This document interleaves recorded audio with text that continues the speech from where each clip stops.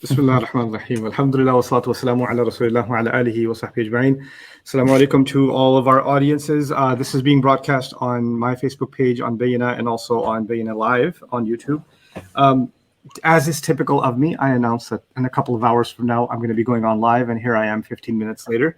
So what you'll all have to bear with me, Jazakumullahu khairan, for scrambling and making this work. I just landed not too long ago back in Texas and had to run over and get this all sorted out. So I'm going to blame this all on jet lag, even though I was flying within the country. In any case, I'd like to introduce the guests that I have with me today for this discussion. First of all, Ibrahim Khan, who holds a BA in Philosophy, Politics, and Economics from the University of Oxford, an Alimiya degree from the As-Salam Institute, and an MA in Islamic Finance. He was previously a private equity venture funds lawyer, and he's the co-founder of Islamic Finance Guru. Assalamu alaikum, Ibrahim. Wa alaikum salam. Next up, I have Mohsin Patel, who is the co-founder of Islamic Finance Guru, Oxford graduate, and a member of Forbes 30 Under 30. He's a former corporate lawyer at one of the world's largest U.S. firms, whilst running IFG. Mohsin is also actively interested and invested in the Web3 crypto space. Assalamu alaikum, Mohsin. Wa alaikum salam. And last but not least, I've got with us Mufti Faraz Adam, who is the director of the global Sharia advisory firm Amana Advisors, and he has a passion for Islamic fintech and advises various fintechs globally. Thank you for being with us, Mufti Faraz, also. Assalamu alaikum wa rahmatullah. Yeah, assalamu. Okay, so I'm going to get right to it. I'm going to try to just kind of orient all of our viewers for the kind of discussion I'm trying to have with you guys. I've been hearing from friends, people that I have, that colleagues, others that are involved in tech, finance, and these kinds of industries that, you know, the words crypto, blockchain, NFTs, these things are being thrown around quite a bit. I'll be the first to admit I understand little to nothing of these things. And whatever little discussions I've been able to have, I've only come up with more questions than answers. At the same time, lots of people on social media have thrown that question my way and trying to understand an Islamic perspective on this stuff. And my first thought was an Islamic perspective on anything would first demand that we understand what the thing itself is, right? So we're jumping to the halal, haram, good, evil discussion before actually having a grasp of what it is that we're dealing with. And that was the motivation behind inviting all of you to this discussion. Hopefully we'll have a structured discussion. I've got some questions outlined here that I'd like to throw your way. I also want to caveat this by saying that this is meant to be a concise and comprehensive kind of bird's eye view of the subject matter. And I wanted to take this opportunity for the Muslim audiences, others who want to know more about this stuff, to be able to connect with the guests that I have beyond this, because this is their space. So you can take those discussions further for those of you that are looking for more details. Anyway, so let's start this off. I'll start with you, Ibrahim, and that is, help me understand, what is blockchain technology?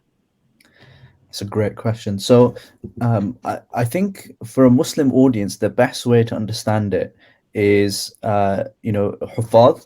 And, you've got this concept where if all the Qurans in the world were destroyed, you could take the different hufad with all of their different memories and you could reconstruct the Quran very, very quickly. Right. That is a storage of information that is decentralized. And so the really powerful thing about that is that no one person is in charge of what the authoritative Quran is. Contrast that to, let's say, the Pope, or let's say certain traditions. It really depends. Like the authoritative Bible is the Bible that is owned by X person, or the oldest Bible in existence. Right. And so the person who owns that has all of the power over that data ultimately. So it's ultimately about storage of information, transmission of information, and power, and that being decentralized. Oh, I see. Okay, so what does that have to do with the world of money and assets and finance? Yeah, so with your typical bank, HSBC or Barclays, or whoever you're using, across the world, what usually is happening is that all of that information around payments and all of that information around what money you own is sat within these central databases that are owned by these large financial institutions. And so what happens is they are then the intermediaries necessarily for every single financial transaction that happens. And that means that they can always take their margin and they always have a huge position of influence. And also because the system is set up by a government, the government has a lot of control over this as well, because they can control interest rates, they can print money, they can do things like that. Now, in contrast, on the blockchain, in the blockchain world, if you are storing the payment there, if you have a wallet that is very clearly yours, in this decentralized world, then you cut out that middleman and you cut out the people who set the rules. So the rules are now not set by, let's say, laws. They're now set by the contract or the code that governs however that money or that wallet is going to work. So in a nutshell, in the payment space, the key thing is that you're getting rid of that intermediary and you're trusting automation and contracts. Mufti Faraz, building from that, a big part of that discussion is defining cryptocurrency. And I'd like you to take a stab at helping our audiences understand that a little bit. Yeah, sure. So I guess everybody knows what Bitcoin is, right? That's the most famous, potentially, crypto out there. Oh, we've all heard of it. We're not sure what it is, but yeah, we've heard of it. I don't like using the word cryptocurrency because what that does is it makes everybody think that crypto is just about currencies, right? Therefore, there's a better term to potentially use, which is used by practitioners in the market, which is crypto assets or even digital assets, right? Okay. To make people aware and understand that there's more to crypto than just a currency or means of exchange. Okay.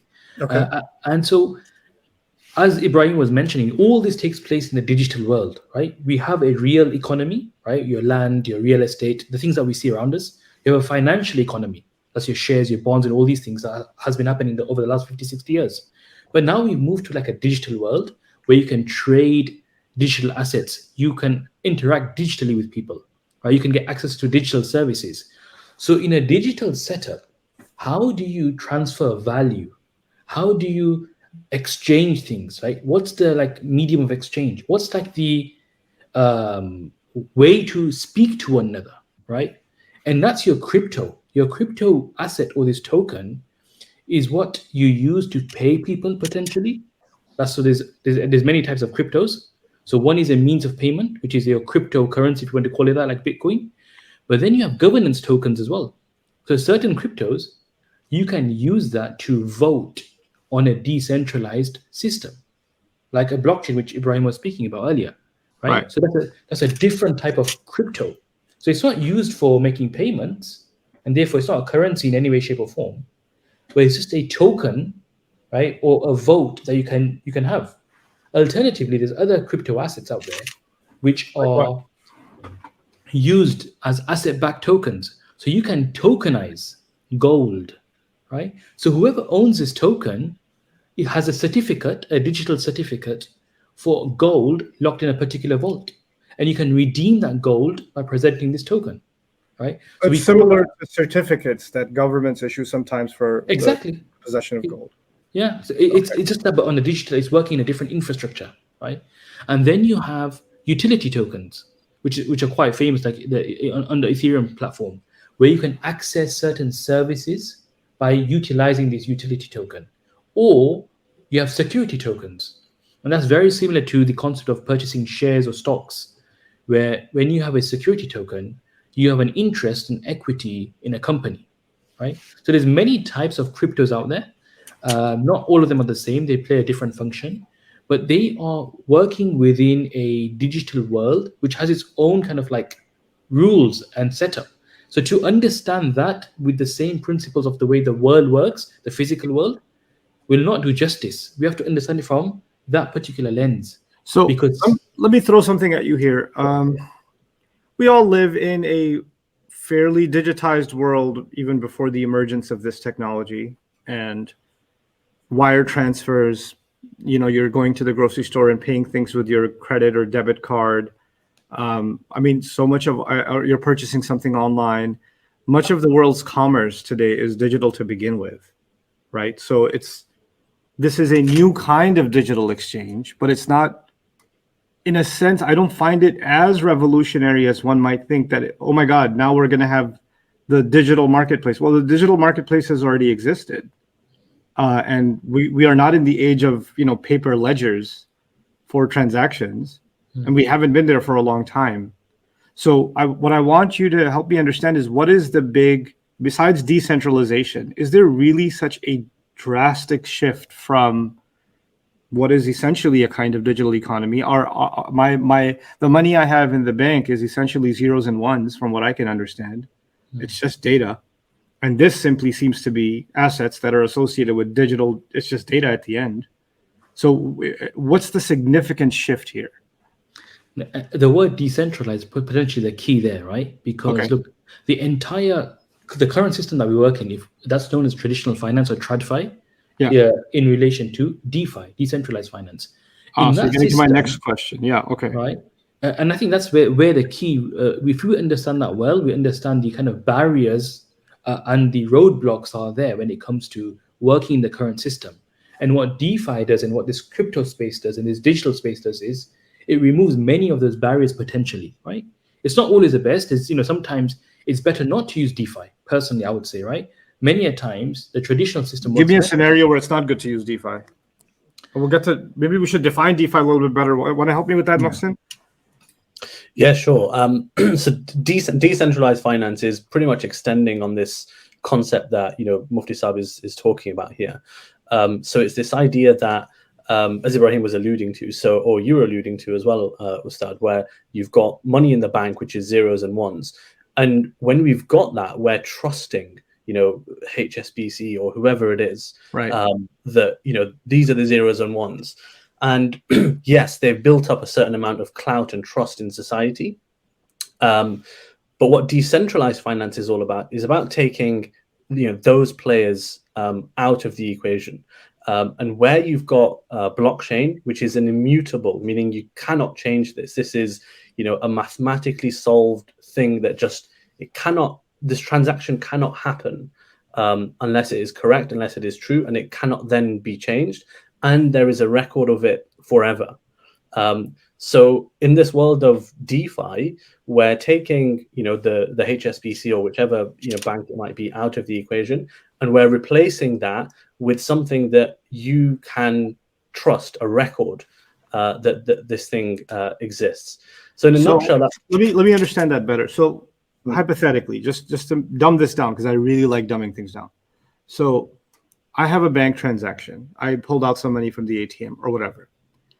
The record of that transaction sits with the bank, and they can provide me a receipt, but at the end of the day, I'm trusting their servers or their agency to withhold that information. And I know there are banks here in the US, at least, that after a certain number of years erase your record. So you can only go back so many years. I'd like to print my bank statements from 10 years ago. I'm sorry, we only keep 5 years because we have to make room for it. But you're saying by contrast, instead of going to a bank or to the institution with which you had the transaction is now in a common universal space. Is that what you're saying? The record of that transaction is, Exactly. So, and the key thing as well to bear in mind, Ustad, is that all of this, the real, in my opinion, kind of magic here is that all of this relies on people and open source information. So, the code, for example, that governs a smart contract will be open source. You can look at that, you can verify that, you can know who contributed to that. This is a world where people are the actors, not big central organizations. So does that mean that it doesn't allow for privacy in transactions? Like all records are public? To a certain extent, yes, you're right. So wallet transactions are public. So in theory, if you know that a certain wallet number is associated with X person, that is a public thing. You would know that. So if I knew what Elon Musk's wallet was, I could very quickly look at his transactions. That is certainly true. Was that the problem that you were referring to, Mufti Saab? Like, there are times where DeFi is not the best thing? Yeah, I mean, if I own a business, right, a small business, right, why would I need to use a blockchain to record my data and send money? I can just use the traditional finance, right, to store my data. Like I can use Google Cloud servers. I won't have to pay people, experts who know how to run the blockchain and store data. So there's a lot of cost savings in that model. So it just depends on what you're trying to do, how many people are involved. If I'm a small business or just a group of us, I don't have so many parties that need my information, then there's no need to have a blockchain kind of like database. So it just depends how many people are involved and what you're really doing. And so for a small setup or a business, you wouldn't need blockchain as a ledger. My mind even immediately goes to like the contrast between, let's say, nonprofit organizations versus, business ventures. And a business has vested interest in perhaps keeping some of its investments, transactions private, because competitors want to know where these people are investing and maybe get the, get inside information. And in the world of competitive businesses, you don't want everybody to know what transactions, what investments, what moves you're making. But on the flip side, in nonprofit organizations, I think this represents an amazing opportunity for transparency because corruption in the nonprofit or government sectors, right? Because people are donating money to a cause, understanding that it's for a certain cause, and yet lavish bonuses are being passed out or whatever is happening behind the scenes. And so long as the legal benchmark for tax reporting is okay, and yes, there is a disclosure. Nonprofits have to disclose their transactions, but I also believe in the power of accountants being able to cook books, right? So in that sense, I do see a really amazing advantage of some kinds of transactions in the world being absolutely transparent. But I also see the problem of other kinds of transactions being transparent at all. So that's the. Are there any fail-safes here? Yeah. There's a thing here about pseudonymity.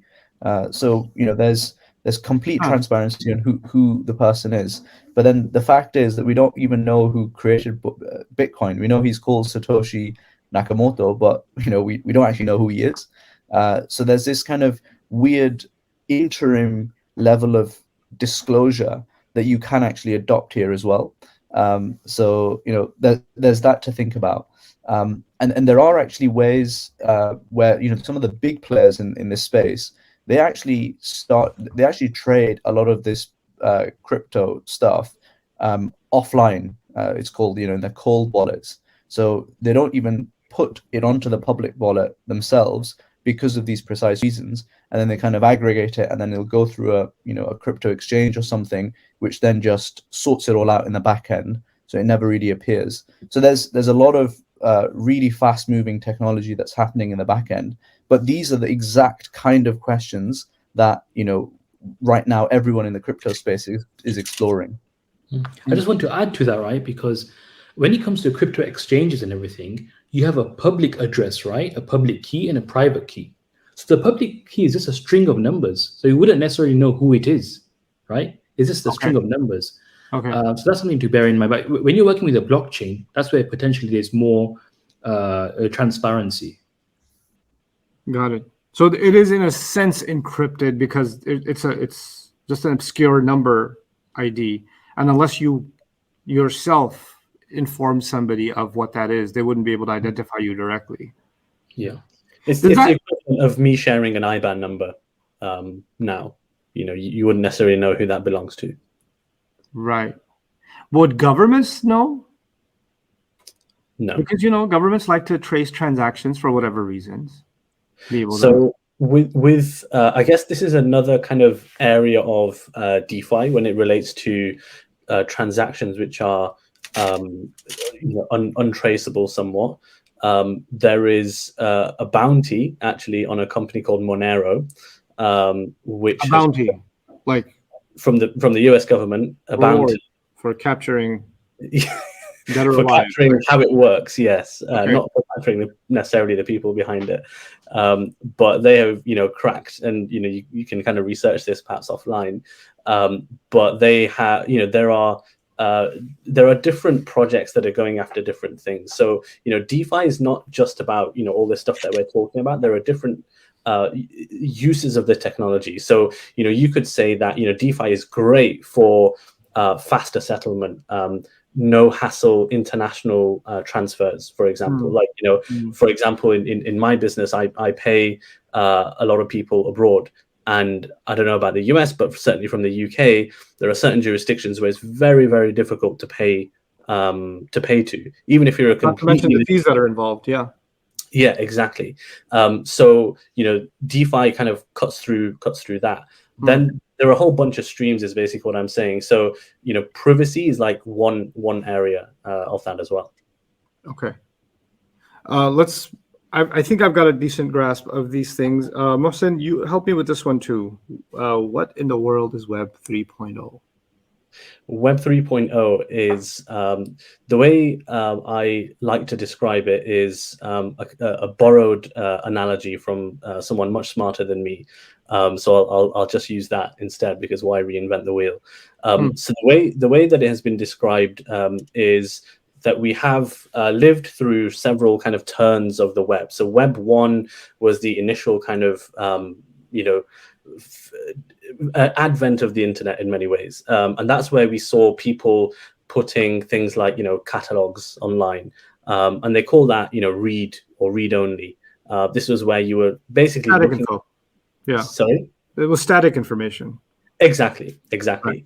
And then as the web advanced, as people got more used to technology and they started wanting to live a bit more in the internet, we had the advent of platforms like this, Facebook and YouTube and Instagram, and there were forums that were coming online, etc. Right. And they call that era Web 2, which is read and write.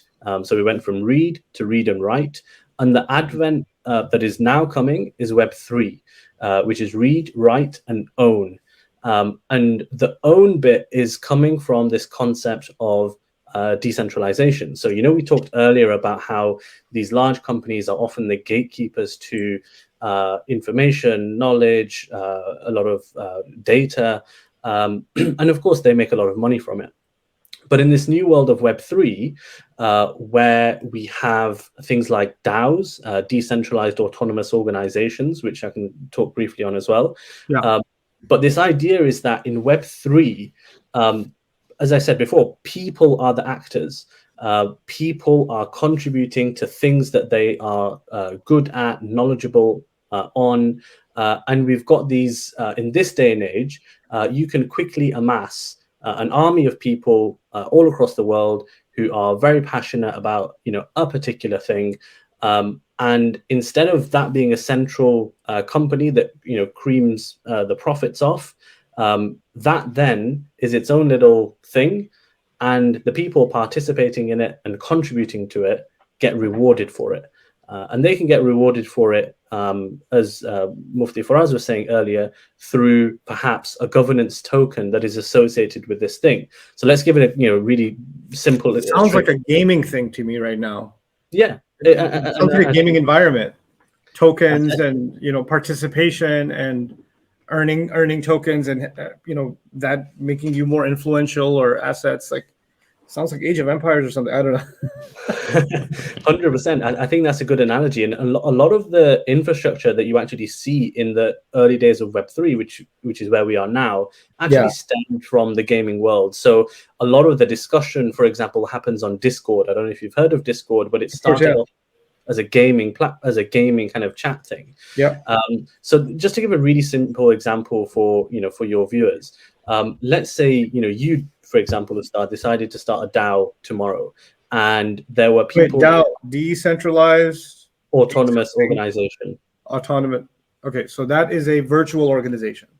Exactly, and typically it's people that come together around a common cause. So examples in the real world are, there was a DAO that was formed for buying the US Constitution. So literally people were putting money into this DAO. And the idea was that, we together will buy, or we will bid for the US Constitution. It didn't work out, but it showed the early kind of promise. How old was this? When did this happen? Pretty recently. I think it was a few months back. They failed because they did something silly, which is they publicly disclosed what their bid was going to be, and they got outbid. But that aside, you can buy the US Constitution. I'm still stuck on that part. It was up for auction a few months ago. Oh. So look it up maybe afterwards. It's called Constitution DAO. Okay. It's still going, and it's the reason it's interesting is because it showed the kind of early promise of DAOs. But the point with DAOs is that you can form groups around anything. So if you formed a DAO, for example, or perhaps it wouldn't even be you that formed it. It might even be your fans, for example, that formed it. And you've got people that are really willing and happy to contribute to things. They get rewarded through a token. Those tokens, for example, could be the entry ticket or the VIP ticket to a future event that you do, and that's how reward for participation can work. So look, there are a lot of possibilities here. What we're doing here is we're hypothesizing about a world that is kind of there, and is coming, but isn't here exactly yet.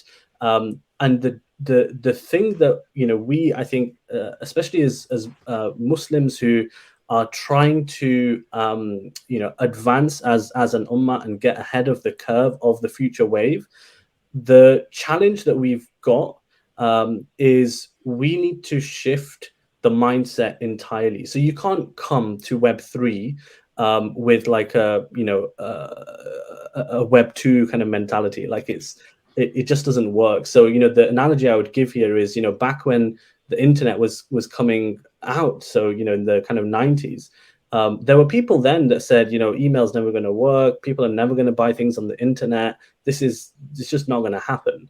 And things change quicker than you think. Right. Yeah, I can imagine having a conversation down the road and somebody's like, "You're so Web 2.0." So I say it to Ibrahim all the time. So now the scary two questions. The scary one to me is, because I saw that Facebook ad, the metaverse. Seems like an immersive digital experience that will disconnect people from the real world, and they'll never come out of their basement. And the only time they'll take the goggles off is to go to the bathroom. So help me understand what the relationship with this conversation we've had so far is with the metaverse, and what this thing is, and why is the tech space so excited about it? Yeah, so the metaverse is, as we've been discussing, the best analogy to it is like the World of Warcraft online kind of live, where you log in, or Call of Duty online kind of, you can roam around and do stuff. It's similar to those things in the sense that it's always live, and you can drop in and out. You can interact with people who are also live at the time, and I think, but the interesting thing with the metaverse is it's strong ties with virtual reality. So you've got these Oculus headsets that Facebook is working on and others are working on, and I think Apple's in the running with this as well. Microsoft's in the running with this, right? And what's going to start happening now that you've got the digital infrastructure and the payment rails, plus you've got this virtual reality, and you've got this Web 3.0 thing going on, is that you're setting up for more and more time of a person to be spent in this space. And actually, I think you and I might think, hang on a second, and I thought this a few weeks back. I was like, why would someone actually do that? It just sounds bonkers. But actually, the key bonkers play for the rest of us means crazy. Okay. Why would you do that? And I think the key thing is the business angle here, because a lot of technology gets adopted via the business route, because it's very possible, it's very probable, in fact, that you could see a large tech company saying, actually, this kind of sense of presence that we get with all of our remotely distributed workers, but all of us get a virtual reality headset on and we're actually in the same room. There's a real sense of presence to that. So let's buy everyone a virtual reality headset. And that way, now you have these virtual reality headsets kicking around, in bedrooms across all of America and the world. And then people start thinking about, okay, what are the consumer angles that we can bring to this? And then people start using that native technology. They're already in this space. They know how it works, to do lots of interesting things. So I guess building on really the point that Mohsin was making, which is that the really fascinating stuff with this technology is yet to come. We're seeing glimpses of it, but the really fascinating stuff is that which uses the new technology or the new rails and achieves things that weren't ever possible before. So, for example, Web 2.0 came along and Facebook was possible for the first time. You know, an online social media platform was just not possible in Web 1.0 or before the internet. But for the first time, you have a new experience entirely, or Instagram or TikTok. So what we're going to see coming is one of those things. So I think that's why it's interesting for Muslims to really think about this new technology and this new space and just like spend time in it to understand it. Yeah, I mean, I see it, taking a step back, I see it as an incredible new world of commerce and of maybe even social change. But at the same time, I could see the dark side even now. Like there's a, you know, just like social media as powerful a connector for humanity it has become, it also has a very dark side. And if this is going to be such an immersive experience, there are real considerations to have here about everything ranging from mental health to, its implications on even, I would think, physical health, education, spirituality. I mean, there are other implications. There are very human implications of far-reaching technologies like these. So there's a lot to process as this stuff emerges. I think also for Muslims, we're going to have to, we have a tradition of like akhlaq and of adab and of, principles applied to like how to deal with family, we have, the sunnah is filled with things like how to eat with your right hand or what foot to enter into the home with, etc. So we have this, we're a culture of mannerism, and we're a religion of mannerisms. And I think it's going to be a necessity for Muslims to develop ethics and principles of engaging in this new world. Not necessarily from a fatwa point of view, but just simply ethics of, and we have the universal like ethics of communication, right? And we have an entire body of literature in our deen that deals with the ethics of communication, things like ghiba and namima and, ifk, and we have these things, right? And I think it's important that we re-educate the ummah or educate the ummah anew on how to apply those principles in the digital space. So somebody can literally give a khutbah about, a principle and then violate it in the comment section later on for the, you know what I'm saying? So we've kind of disconnected the real world teachings from the digital world. And I think that's going to be, at least from the Islamic point of view, I think that's going to be an absolute necessity. Because outside of that, the addictive potential of this stuff is terrifying, frankly. Absolutely. There's a famous thought experiment by a guy called Robert Nozick. He wrote a book called Anarchy, State and Utopia. And in it, it's this kind of like the idea that, what if you could create this kind of, it's the pleasure machine, you probably heard of it, where if let's say someone could just live the perfect life where, he's just getting pleasure, it's, he's running the perfect life, and he only ever really comes out. He doesn't even come out. It's just all of his like fluids and things are just handled. Stay in the matrix. That's it. Yeah. Exactly. And the question is, is that better? Is there something more real than that? And obviously, we as Muslims would say yes. Yeah. But I think we might be headed in that direction. Yeah, terrifying. Anyway, one last question for all of you, and I'm going to start with Muhsin yourself. Help me understand NFTs. Sure. So NFTs stands for non-fungible token. Okay.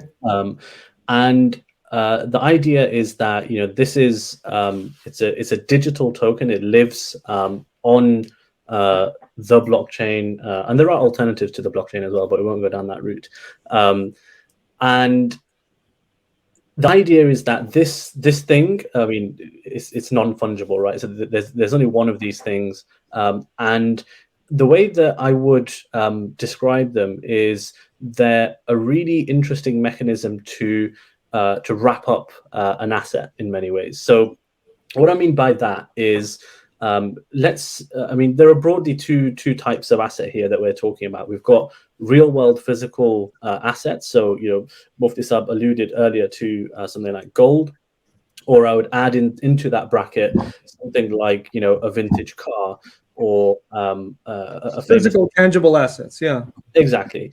And then you've got digital assets, so things that are you know, natively digital. And we've probably heard in the past year or so, you know, the hype around NFTs. They've become particularly popular because of digital art. There's a lot of celebrities that are getting in on buying certain types of NFT. What I wanted to stress, though, is that NFTs is not equal to just, you know, digital art. That is one use case for them.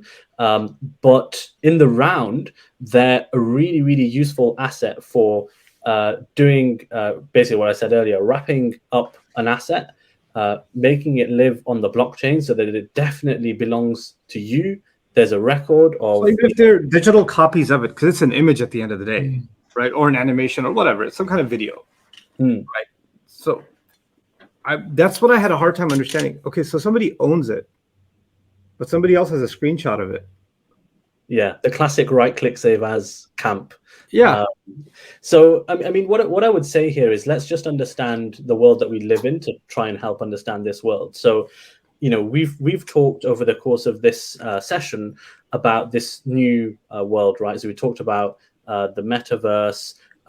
We've talked about all of these different things.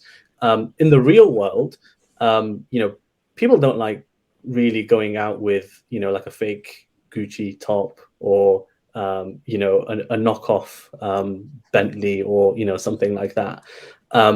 It is human instinct to have, you know, nice things and be able to, you know, show those nice things. And in this world where we have a metaverse and, you know, you've got your house, your plot of land, you've got nice things there, you will literally display, if I mean, as I said, NFTs is not just digital art, but if you've got digital art, you will literally display it.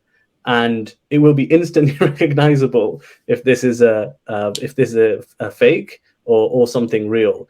And these things are gaining more and more value ascribed to them. So there are certain NFTs that are, you know, very highly sought after.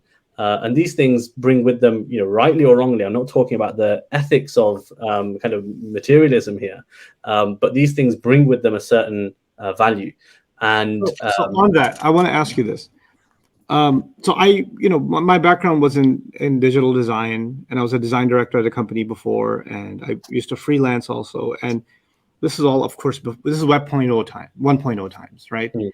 And even since then, the idea, the first place my mind went is, well, are we already in a world where we purchase digital assets that are purely digital and not anything but data? And we certainly do. We license software. We're in fact using operating systems that we've purchased. We buy apps on our phones.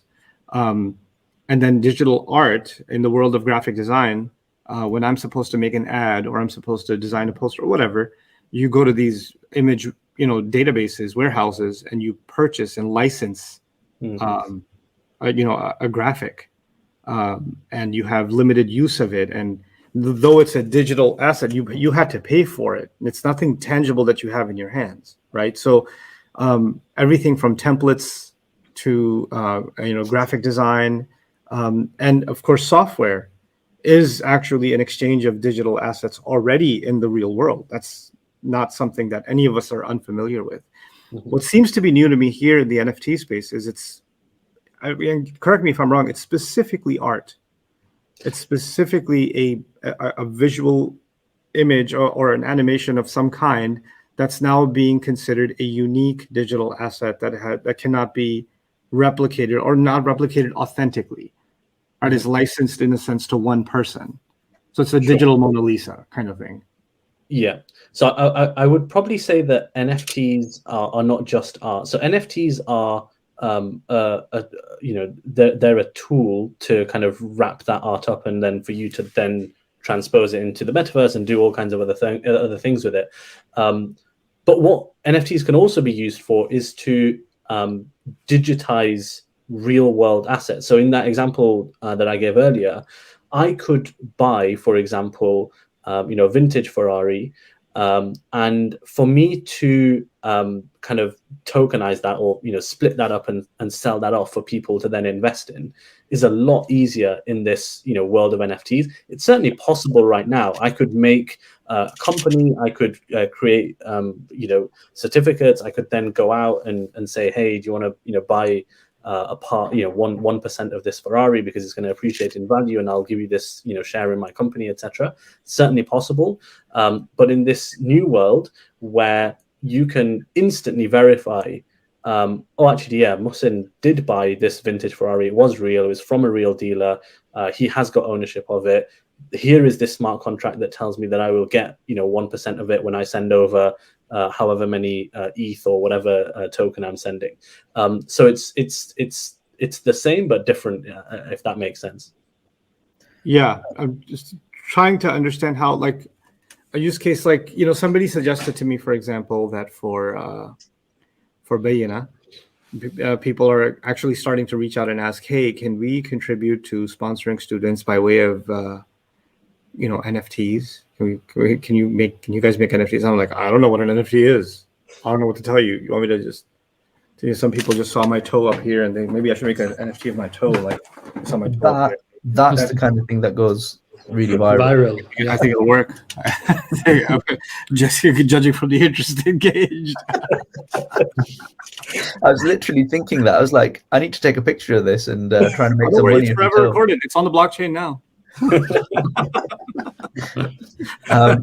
I think there's actually there's a thought here, which is that like the thing that gives value to artwork is our society. We don't like looking at a fake Mona Lisa. We look like looking at a real one. Right. So and we've grown up in the society, especially people under 20, in this meme world. So you've got the Will Smith and Chris Rock meme doing the rounds. Right. And you've got all these other memes doing the rounds. Like if you've been growing up in that world and now you're in this metaverse where you spend at least half your time, the value of digital assets just massively changes. Like what you wear in the metaverse becomes really material as the real world, because why wouldn't it? And people are buying enhancements in video games all the time, new skins and things like that. They're paying money for it. Now, the side of it that I wanted to ask, so from the Islamic point of view, what are some glaring criticisms or somebody might have that say, okay, well, this is why this violates a Shari'i principle? NFTs in particular, what could they be? It all comes down to utility, right? From a Sharia perspective, everything which has utility is beneficial for people is typically permissible, right? And wherever helps people get closer to Allah, be beneficial in the world, be productive, it all falls under permissibility. Now, if we look at this space where people are just gaming, spending money on skins within a game, are they wasting time? Is that really beneficial for people? Would we want our children spending 10 hours on some kind of headset, right? Is that good for them, right? There's so much, research written on children and the harmful effects of just gaming continuously, right? Yeah. So is that something beneficial? These are some of the discussions we need to have, I think, as adults and really think about it. And also when it comes to NFTs, I think some of the Sharia principles, and I've written an entire article on this, is like, if it's animation and images, of course, one of the first considerations is that the animation should represent something which is lawful to see, right? Right. You can't be mocking people either through your animation. You can't violate one of the core principles of the deen. Like all of those things, right? Et cetera, et cetera. Right. You can't do any of that, right? So these are just some of the things to consider when it comes to NFTs and art in particular. But then NFTs can also be tickets, right? You get NFTs which are tickets to events, because these events are unique. See, anything which is unique can be tokenized by an NFT. So that data can be put into an NFT token, and you'd have access to that thing that you've tokenized. Right. So you can have an event, a Bayan event, where you need an NFT for entry, right? And only if you have an NFT. There's so many things you can do, right? But this is one of even tokens can be used for this, a normal token. But these are some of the use cases that we can have, which is beneficial and no problem. It's just another means of interacting with people. I heard somebody raise a criticism to me, and I like to give any thought that is countering what I'm thinking about a real, let it rattle in my mind for a little bit and process it. And somebody talked about how, there's a Sharia requirement for an asset to be backed by something, right? Or something along these lines. And I started questioning that idea at its core. I really wanted to understand it well for myself. Like, if much of the value in the world, in the tangible world, comes actually from perception. I mean, even something as tangible as gold has value because humanity has ascribed a value to it. So with and the dollar or a company like the stock market, but even something as basic as a vintage car, it is valuable not because it's old, because technically the older a car gets, the less valuable it should be. But there's a perception and there's a social value. We could call it arbitrary because it's not tangible, but it was ascribed to it as such. And the world operates in that way. Historical documents like the Constitution has an enormous amount of value, while the paper isn't, it's worthless scrap. You can get much better quality paper at your local paper store, right? So I started questioning this idea that you have to have some kind of tangible or solid backing behind an asset beyond perception at a principle level. Am I wrong in thinking like this? No, I totally agree with what you're saying. Look, there were some scholars classically, like Imam Haskafi, rahimahullah, a famous jurist. He just mentioned the word ayn, which means tangible asset, right?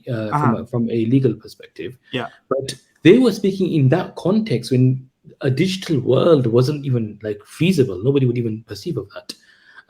From a Sharia perspective, it's not about tangibility. Neither is it about this word we hear, intrinsic value. Because what is value? It's just, right. It's relative, right? It's a philosophical term. It's not like a Sharia term, like intrinsic value.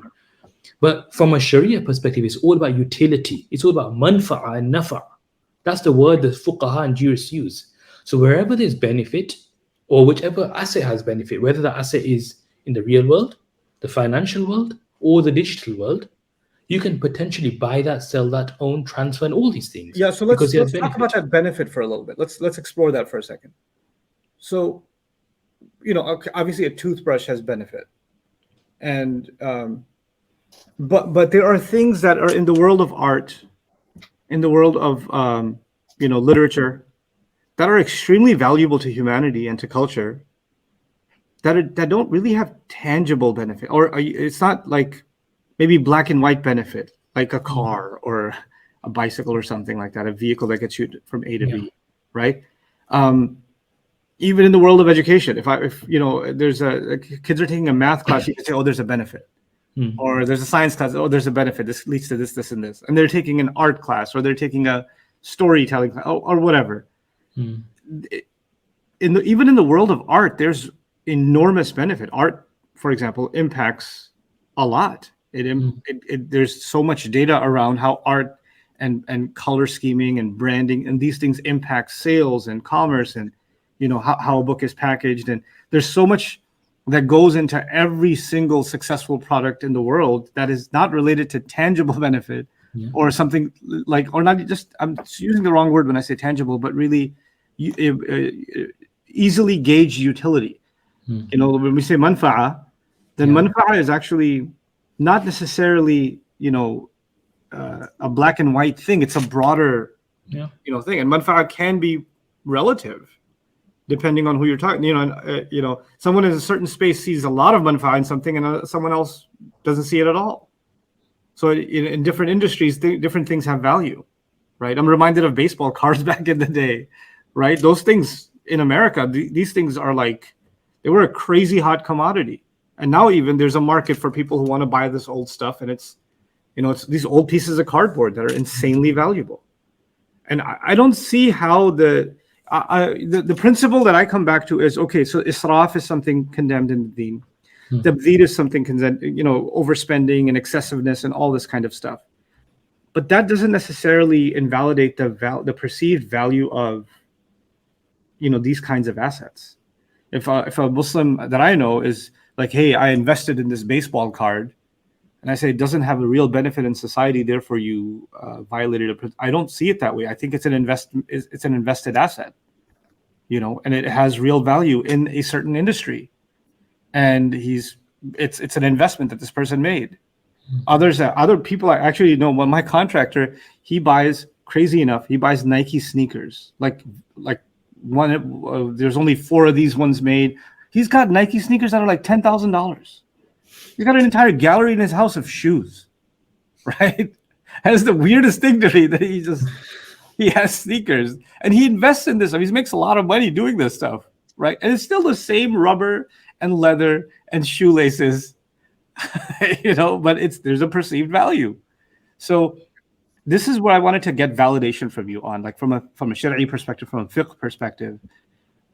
Is there a scope? Is there a broad scope possible for manfa'a, for benefit? Yeah, to be honest, there is definitely a broader scope than what we just said. Like, it has to be tangible, right? Of course, as long as nothing is infringing Sharia principles, right? Right. You can get inspirational benefit, inspirational manfa'a, like art. If I look at art, I get inspired. Yeah. So that is also a benefit, a mental benefit. It can be emotional benefit, right? Because that's a whole other dimension that humans are made up of so many different parts, right?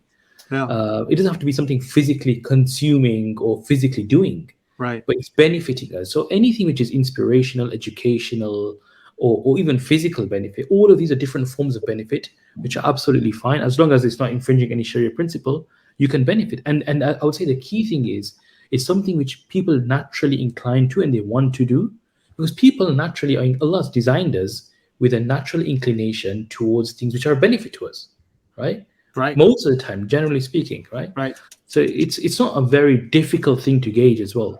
It's something which, it's just common, people do. Right. I really want to thank all of you for this really absolutely remarkable conversation. I think it's a good starting point. I think we got lots and lots of engagement online, so people have thrown out a lot of questions. What I'm going to do after this broadcast is done, if I can get a link to your article, Mufti Faraz, I'd like to post that on the Facebook page so people can read that. And also, if you guys are on Facebook or on any of the social media, send that my way so I can post those so people can engage with you, inshallah, and interact. If there's a need to have a follow-up discussion on some of the more emerging questions other than my toes, by the way, just for the rest of you, here you go, Candace. This one's for you. This is for you. Okay. So now that's out of your system. But if there are other, consistent questions that are coming, intelligent questions that are coming that I think deserve a conversation, perhaps we'll have this conversation again. But this has been really insightful. I really appreciate all of you coming onto this platform and to discuss this. And I'm hoping to create a culture of doing that, just to, if I have a curiosity about something, I just want to go to people that are immersed in that space and are experts and are studying it from a Sharia point of view, and also from a real world marketplace point of view, and just gain some insights from them. So thank you so very much, all of you, for coming. And inshallah, we'll continue talking at some point. Real pleasure.